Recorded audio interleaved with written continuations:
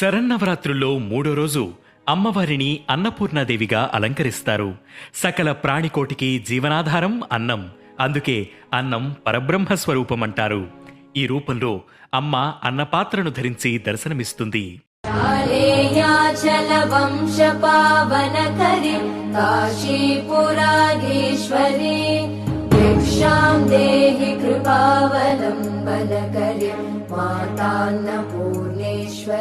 ఆది భిక్షువైన ఈశ్వరునికి భిక్ష పెట్టిన దేవత అన్నపూర్ణాదేవి.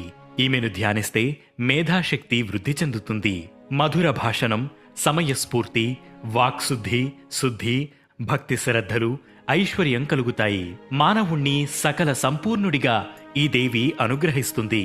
సర్వలోకాల పోషకురాలు అమ్మ.